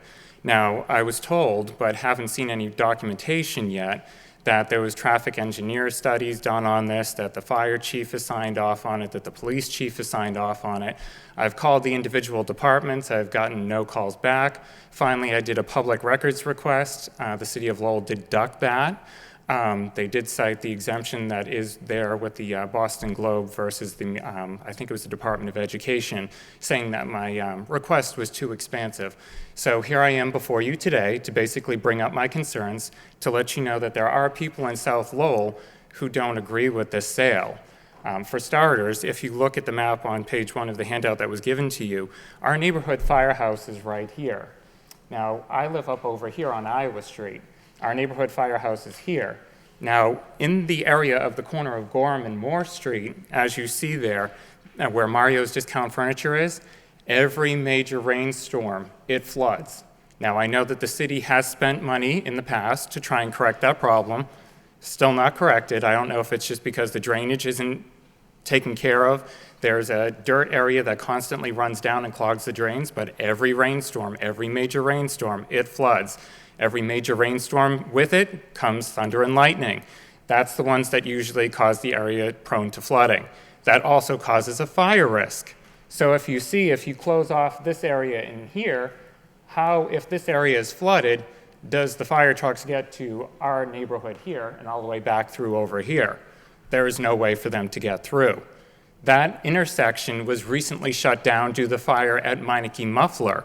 That was a proven point by the police department to reroute the traffic through the area on Carter Street to Prince Ave and to that unnamed or otherwise known as New Street. So I'm just kind of confused as to how the city arrived at it being surplus property. My major concern is if you want to call the unnamed street surplus property and sell it to the Markley Group because they need a fancy entrance, In October of 2015, we had a meeting with them in the neighborhood, and basically at that time, they unveiled plans to us that were 100% mirrored by the RFP that is now on the city website. So quite obviously, we know where the request has come from for that to be surplus property. On page 16 of the sale, it does list that any person who is going to buy the property has to give unfettered access to the Markley Group. So we know it's going to the Markley Group. But the only problem is at what cost to the neighborhood residents. You're shutting off an emergency access route. I'm fine with you selling the unnamed street if they need a fancy entryway and putting up stop signs there, but the connection between Carter Street and Prince Ave has got to stay open, because otherwise there is no way for anybody to bypass the corner of Gorham and Moore Street. And that has just had so many recent issues. Also, too, in the area is a low clearance bridge, which you can kind of see through here. At least on a once-a-month basis, we get trucks stuck underneath there. Once again, that intersection, that major intersection, is either closed and traffic again is rerouted. The rerouting route is what you're proposing to sell. I'm just not following along with where the city of Lowell is coming up with this. So again, I have asked, to see the documentation for this, and I haven't. So that's why I'm standing before you today to say this is an emergency access route for our neighborhood. By closing it down, not only are you going to impact the fire response to everybody in the Moore Street neighborhood, but you're also going to reroute the traffic down a street that can't accept it, because on Carter Street is a public school, the Cardinal O'Connell School. It would reroute the traffic and loop it around in a one-way pattern onto Carter Ave. I don't know if you've been on Carter Ave, but there is a gentleman here who owns the Portuguese bakery, and that kind of comes right out by his bakery. There's no way a school bus could get down that street. So I'm just like, where is the information coming from that arrived at this being surplus property? I know the Markley Group came to town. I know that they got a nice tax break for 100 jobs. But this is my neighborhood. You're putting me at risk. You're putting the residents of the neighborhood at risk who are here tonight to speak about that. Some people don't live on this side. Some of them live on this side. But the way the proposed traffic pattern would mean that you're going to be sending up traffic up their street, which they've never had before. The traffic study just doesn't make sense for the area, and it really could cost people their lives, because every second counts in the case of an emergency. So that's where I stand tonight before you. The other thing is outside of just exempting from the sale Carter Street to Prince Ave, is actually not selling the whole property and having the Markley Group, which I understand does want a private entrance because I've seen what they want, to actually go through Newall Street, which is, if you look on the back page, Newall Street was extended to Gorham Street. And that extension to Gorham Street was basically put into effect for O'Reilly's Auto Part and Dollar Tree stores to have an access route to go between Livingston Street and also for the businesses down the back. Now, Markley Group's property, the way it's set up, the whole left-hand side of their property, they're not using it all for anything. They could go diagonally across their property to that newly formed section of Newall Street and connect it through to there and not even go anywhere near the intersection of Gorham and Moore Street. Because if they're planning on putting truck deliveries through, which the RFP said, then chances are somebody's going to miss the left-hand turn, and guess who's going to be right underneath the bridge, lodged underneath there, one of their delivery trucks. So I do not see where this is coming from. This is a major access route for our neighborhood. So that's why I want the city council to really look at that and make a clear decision on that part of it before you actually sell that as being surplus property. Thank you. There are some other people here tonight who would also like to address the city council Okay. as well. Janet Hebert. I'm Janet Hebert. I live on Livingston Street. Thank you. And my concern is they talk about rerouting more traffic onto our street. The street is so narrow that we have to park on the sidewalk. The sidewalks are in atrocious condition. The kids that go to the school at the end of the street have to walk in the street. It is a hazard. The street is a mess, the sidewalks are a mess, and I can't imagine them pulling more traffic if they reroute it onto Livingston. It really is a mess. And the kids, like I say, they walk in the street. I'm not an eloquent speaker like my Uncle Al Hebert was. I wish he was still here, because I'd love to have him here right now. But I know there's progress and progress is good, but I hate to see the little people that are living there get run over too and pushed to the back, you know? It just doesn't seem feasible. They've got all that property. There's got to be a better way. That's all I can say. Thank you for listening to me. Thank you. Yeah, one more. Nancy Fortes. Hi, I live on Iowa Street also, and I agree that it's a good idea to have Markley come to Lowell.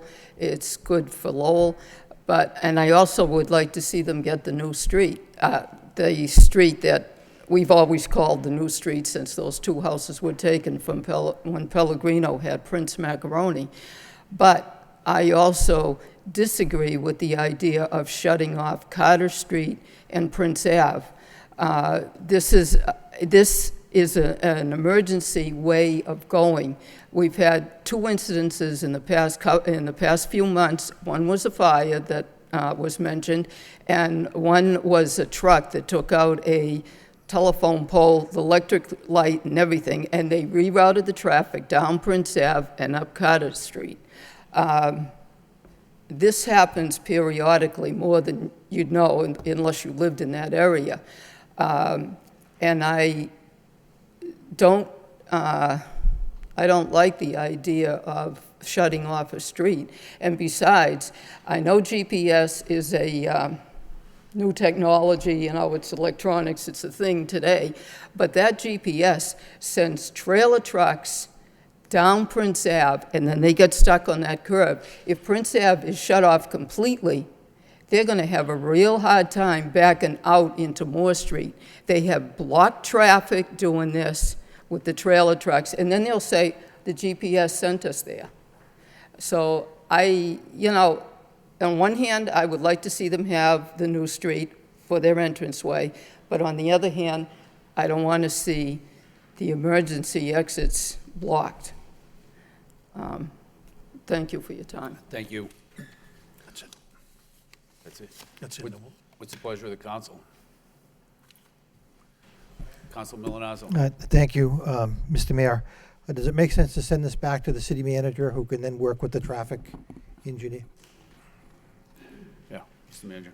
If you'd like me to just explain what's going on so you have a better understanding, is that the Markley Group came to me some time ago because they wanted to buy Prince Drive or Street, whatever it is, to make sure that they had a secure access to their property.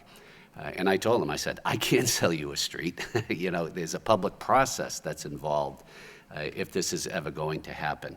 And that public process includes a request for proposals, a public advertisement, because you can't be the only people that are dealt with or given the opportunity to do this. The general public has to be given the opportunity if they're desirous of doing that. So that's why we put out what's known as a request for proposals. We advertised a request for proposals, and any interested party has until March 25th to come in with a proposal if they're so inclined. I also informed Markley that they have other obstacles that they must overcome. First, they have to deal with police, they have to deal with fire, they have to deal with the neighborhood, and ultimately any decision relative to this matter whatsoever is going to lie within the discretion of the city council, because ultimately, if you thought that this was a good idea, then you would have to abandon that street in order for us to sell it to Markley or any other party, and therefore, it's going to have to come to you eventually. So there's a lot more. This proposal is really in its infancy. There is so much more to be done. We haven't even seen their final proposal. We won't see it until at least March 25th. And at that point in time, then the public process will begin.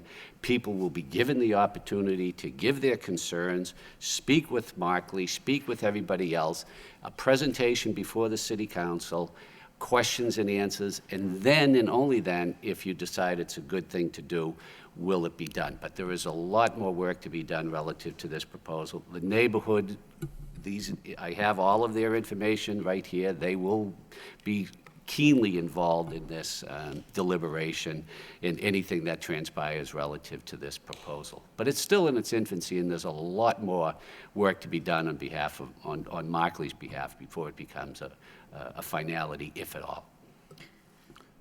Council Milonazo, anything else? I will withdraw my motion based upon the information that the city manager just shared with us. Okay, we have Council Belanger and then Council Mercia. Thank you, Mr. Mayor.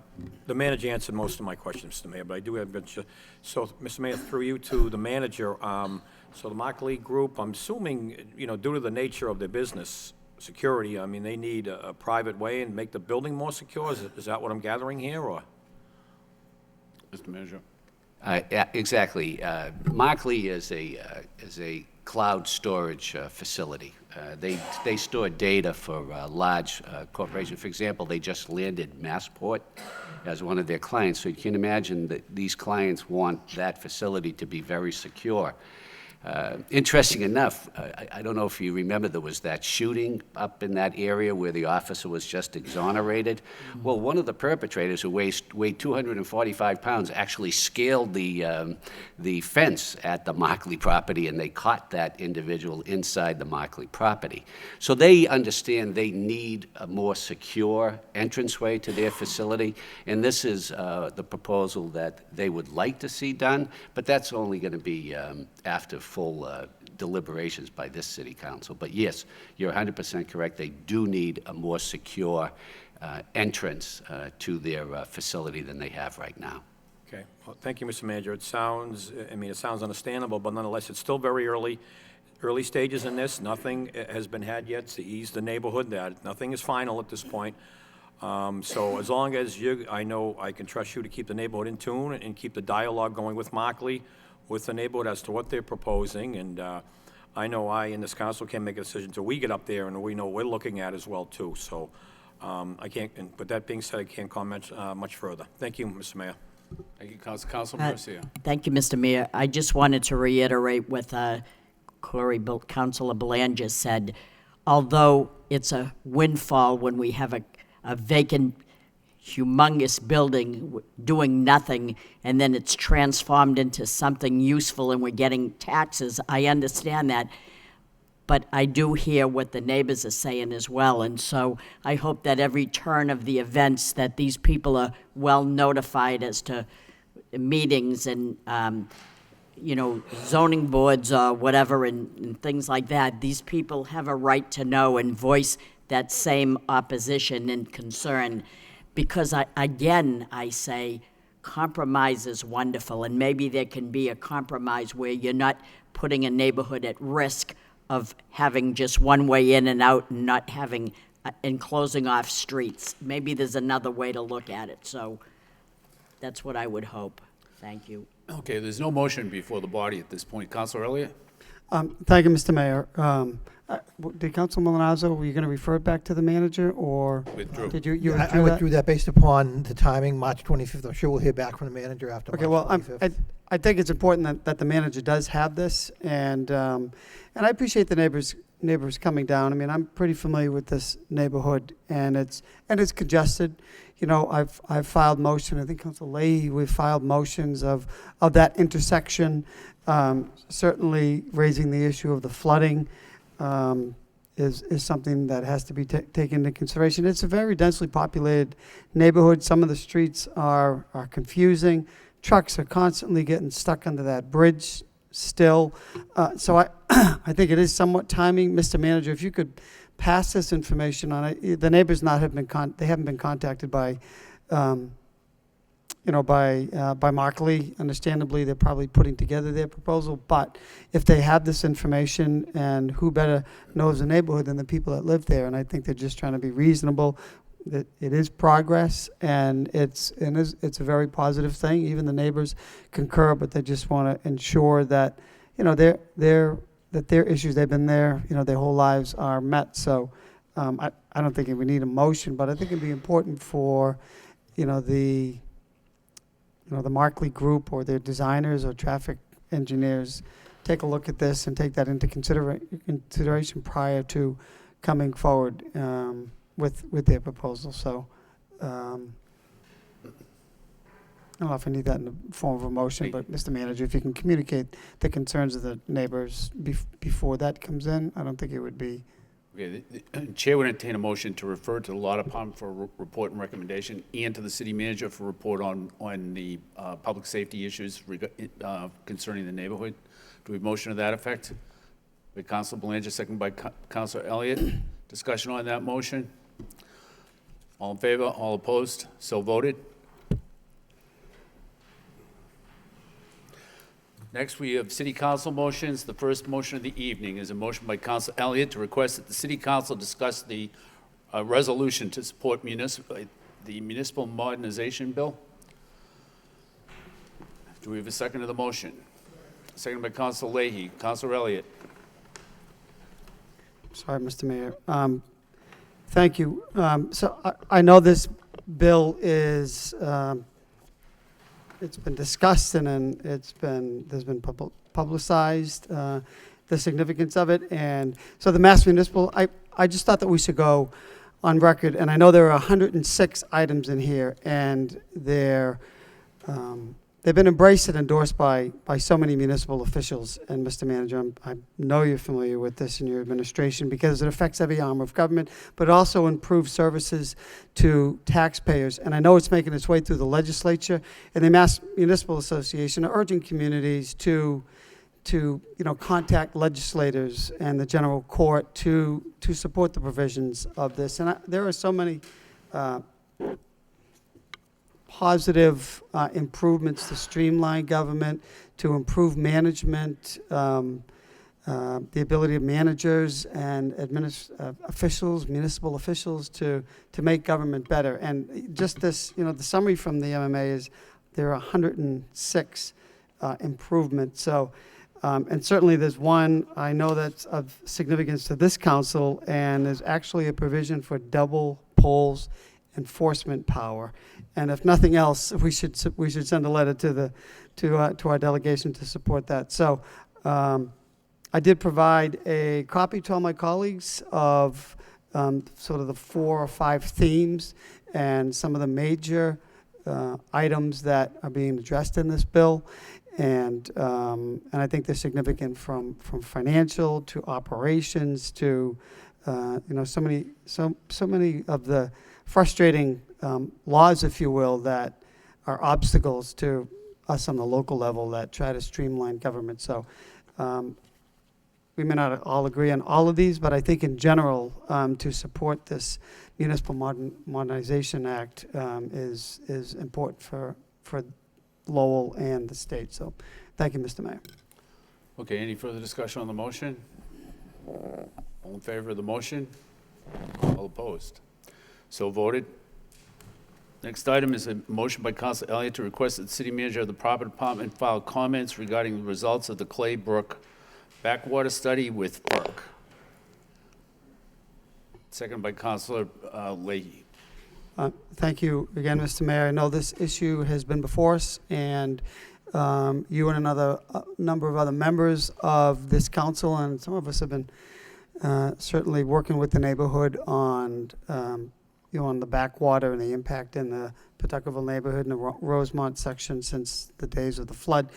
So there is a period I was contacted by a neighborhood leader to say, can we, there is a window, I believe it's April 11th, that we can submit comments, i.e. the city, and considering that this council adopted the backwater study on your motion, Mr. Mayor, I thought it was important that we support the neighborhood and at least, and I'd like to amend my motion to send this to the flood subcommittee and have a discussion on what exactly the comments or how we should support it, because the backwater study does refute some of the findings in the prior study. So I think it's important, and it was a request from the neighborhood that we have a discussion and that we, in a timely manner, file comments on behalf of that backwater study that was submitted. So I'd like to amend my own motion to send this motion to the flood issues subcommittee, and take it up at that time.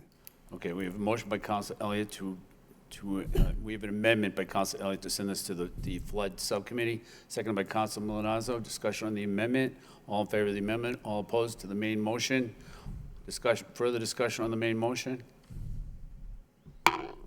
Just as a point of information, Council, I should let you know that we met with the city engineer earlier today in the mayor's reception room. There was a informal presentation of the backwater study that was given several weeks ago. And apparently, the information that was given out at that meeting is a little bit different than the current understanding. So there's supposed to be a meeting next week with representatives from the neighborhood to discuss the findings of the backwater study. And so those findings would then be, you're more than welcome to attend that meeting, of course, but those findings would then be what the flood subcommittee would take up. So just so that everybody's up to speed with what's going on with that study. Okay, if your office can let, I'm not sure who the chair of the flood, it's Councilor Mercier. And I so know I'm on it. when is this meeting, Mr. Mayor? Be the 22nd at 4:30 So it's March 22nd at 4:30? next Tuesday. Oh, Tuesday, okay. Oh, okay, we're waiting to hear from the neighborhood group to make sure they can make the meeting. So let's say it's tentatively scheduled for the 22nd of March at 4:30, if everybody can make it at that time.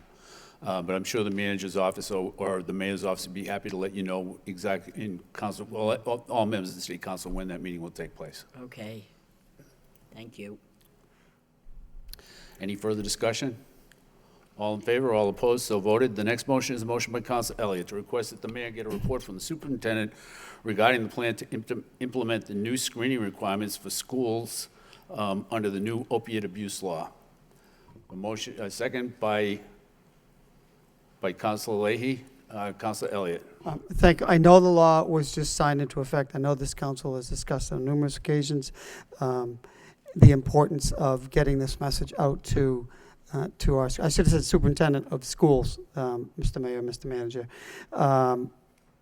And I do think it's important because one provision that was not in the House bill that is in the Senate bill is that there's a screening process, and it's a significant addition and amendment to the opioid abuse law. So anticipating and hoping that it was going to be signed by the governor, and it was, I just thought it was important that I know Council Blanchard filed this motion, and I had filed motion, other members have filed motions on the importance of getting education, and this is just another step to, I just want to make sure that our teachers, our educators will be properly trained, and that there's a plan in place in order to start doing this, if not already.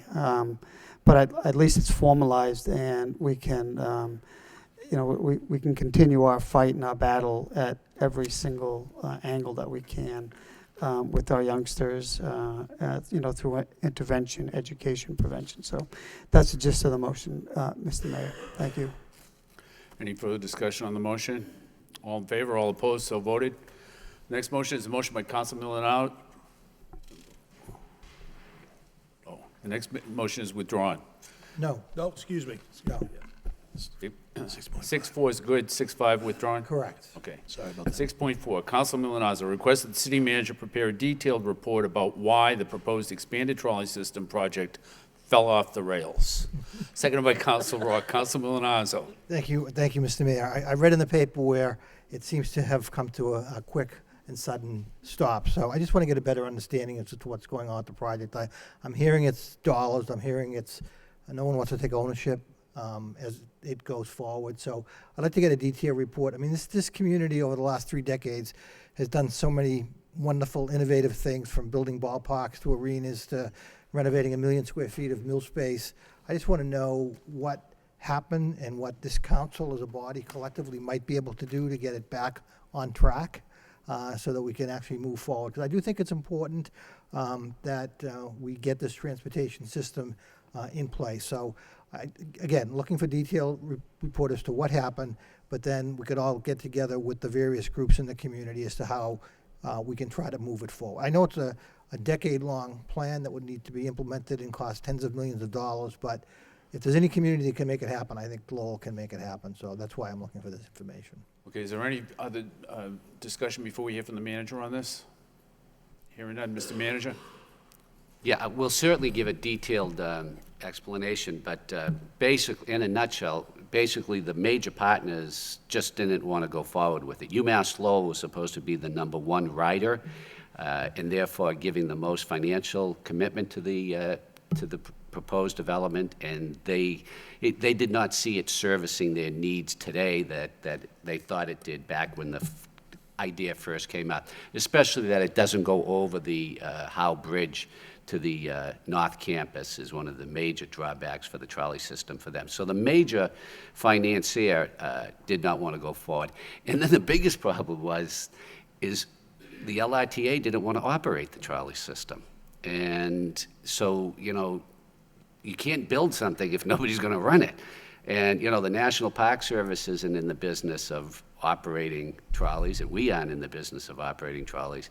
So that was a major, major setback also. So I'll give a detail, but those are really the two major reasons. We have $1.5 billion in an account to do a study. What we're trying to do is reposition that money so we can come up with multimodal transportation systems from the Gallagher terminal to downtown in lieu of a trolley. But we'll give you a detailed explanation, but that's really the sum and substance of why it isn't going forward. Okay, thank you. Thank you. All in favor of the motion? All opposed? So voted. The next item is a motion by Council Leary to request that the city manager review the feasibility of placing a crosswalk on Chestnut Street located between Inland Street and Avenue B. Seconded by Council Leahy. Council Leary. Just quickly, from a constituent regarding, I think there was actually one there many years ago, so, yeah. So I think that's something we definitely look into, see the feasibility. It's a major street, et cetera. Thank you. Any further discussion? All in favor, all opposed, so voted. The next item, the next motion is a dual motion by Councilor Samaras and Councilor Belanger to request that the city manager coordinate a fact-finding mission with city officials and community leaders to Providence, Rhode Island, to meet with Providence officials regarding branding and marketing of special effects at city events, such as water fire. Councilor, we have a second by? Don't need Oh, one. no second. I'm sorry. Councilor Samaras. Thank you, Mayor Kennedy. Mr. Manager, as you know, we've got a special committee that's working on special effects for the canal. It's called the Canal Vitality Plan and Lighting Group. They met last Thursday, and you came and spoke before them to talk about the lighting of the canal by the high school. And City Editor Jim Campanini also spoke at that group. It was a great meeting, a lot of energy talking about what we can do with the canal, with the 6.5 miles of canals. I think it's important that when Mr. Campanini brought up what he has seen happen in Rhode Island, in Providence, Rhode Island, about the water fire program of special effects, what it's done for the downtown, and suggestions were made at that meeting that a lot of people would like to see that as a group. So if you could possibly arrange for some of the city officials here, city councilors, people who work for you, and some community leaders to go down and meet with an equal group of people from Providence, Rhode Island, to talk about branding and marketing such a program. I know Providence is a much bigger city, but I think we've got the same heart that Providence has, and really the same opportunity. And I think because of all the work that you've done, that you've started, and the work that many people are now taking it upon themselves to do, the idea of fixing up these canals, I think, is a reality, and I think this would help this matter. Thank you. Any further discussion on this motion? Councilor Belanger. Thank you, Mr. Mayor. Yep. I was in attendance as well, along with most of the city council on that evening, and it was a great meeting. It really was, and we already seen the good feedback we're getting, you know, lighting up Lucille Arkham when we unveiled that on Winterfest. But, you know, it was a great slideshow of what they're doing in Providence, and it's not only the photos of the water and the fire and the lights, but it's the people in attendance that really stand out. And that's the objective here, that this is a draw. This brings families and a tremendous demographic to downtown Providence on a regular basis. Now, granted, you know, our canals and waterways aren't nearly extravagant as Providence, Rhode Island. However, there are things we can be doing. So I think it's a good idea that we go out and meet with officials, and they pay for the services from water fire. It's not something the town owns or paid for. They pay for a rental, I'm not quite sure, but that's a service that, you know, we could inquire and have them come up, evaluate our canals, what are our options, and to help make the downtown and the city a destination. I think there's lots of things we can be doing. There's a lot of big unknown here, Mr. Mayor, so thank you very much. Okay, thank you, Councilor Leary. Just real quick, I have family in like Fall River, my in-laws, so I go to the water fire frequently, and it is packed. And the way they initially, the history of it is basically they buried their rivers. And like maybe 30 years ago, they started with federal grants digging the rivers up and really resurrecting, nothing into something amazing. They do coordinate with the universities there in terms of their commencements. They have water fire. So you're building in some of the crowd to come down into the downtown, into Providence. So I think it's definitely something worth exploring. You might not get to a point where you're at 250,000 people, which they get close to those numbers sometimes, but any impact will definitely improve the downtown in terms of the economic viability, even if you do it a couple times a year. I know Providence started doing it one time a year. Now they do it every other weekend during the summer, and it's a major event that folks come from all over the place to attend. So it's interesting. I think it's something worth exploring. Taking a road trip to Providence is definitely worth the investment, and I think coming back with it can only improve what we're trying to achieve. Thank you. Thank you. Any further discussion? Just as a point of information, Council Belanger, I think the guy that developed the water fire was a guy named Barnaby, and it's taken off so much that it's now in probably about a dozen cities, including Houston, Rome, and Singapore. And I think in Providence, which is where the original one was, that it's 90% funded by private funds. So that I think the cost to the municipality down there is probably pretty small, and that most of it is done with private funding. Well, I think as a community that would partake, it'd be low, Mr. Mayor, so that's great information. Thank you. And it's a good motion. All in favor of the motion? All opposed? So voted. Councilor Mercia. Thank you, Mr. Mayor. I recently, over the weekend, went to IMAX, and they had a water show there, and I took 25 pictures of all the different designs. It was fantastic. I'm just passing it around my camera to show people. It was just beautiful. And could you just envision this downtown Lowell? Oh my God, I know we don't own the waterway, but it's amazing. So I don't know. Thank you, Councilor. Any further discussion? All in favor, all opposed? So voted. The last two motions of the evening are mine, so if the Vice Chairman would take the chair.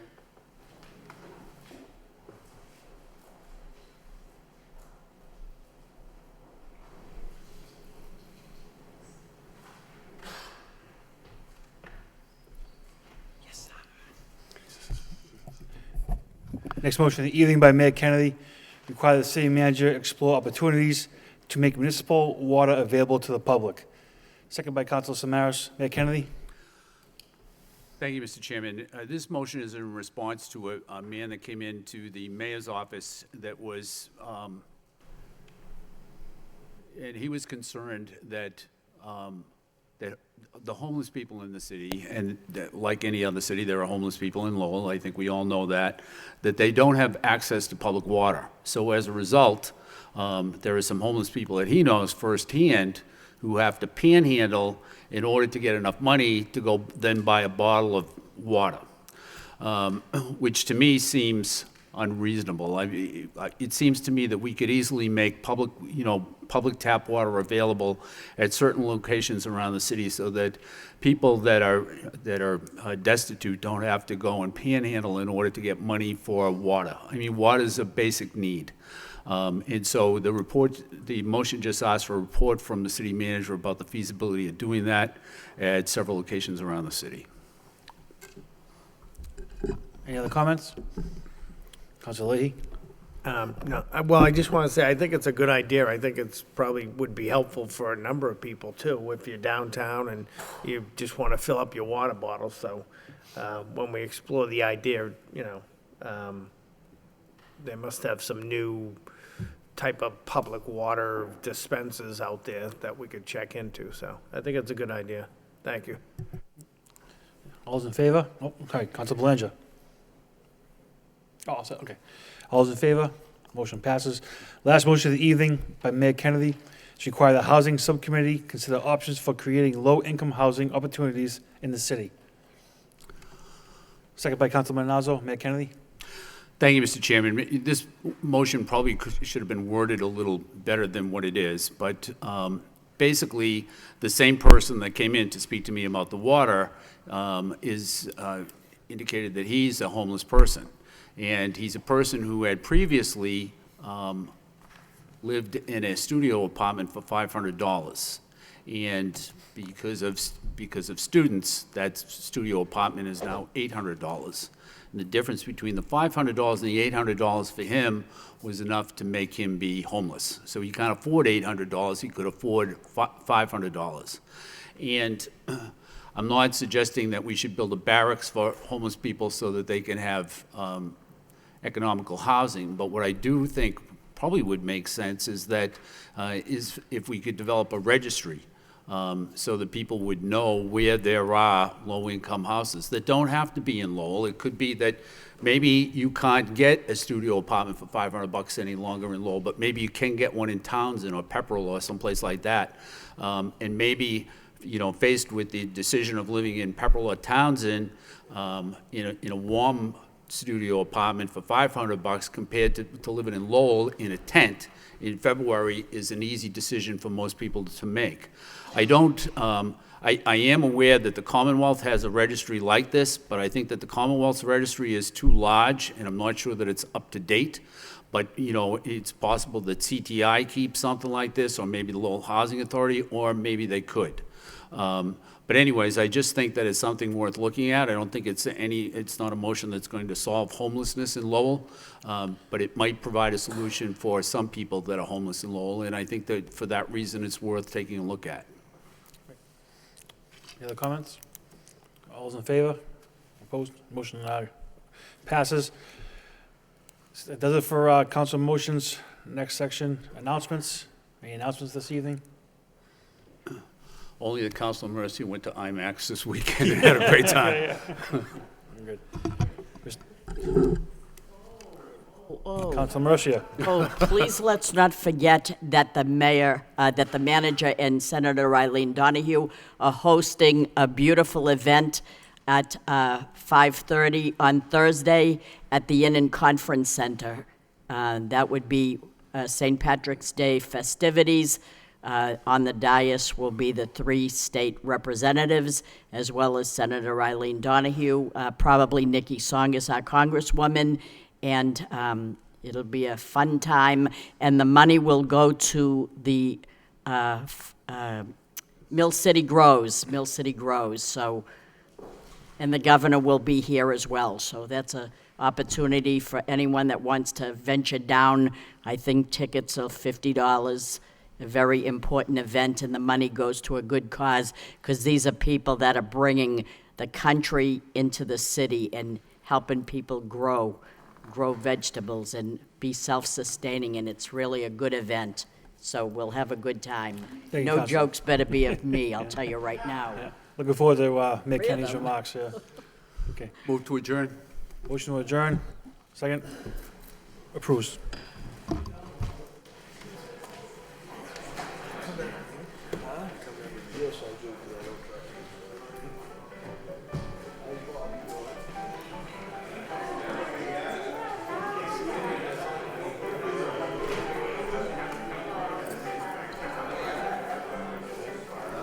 What are you, a glutton for punishment? I know, right?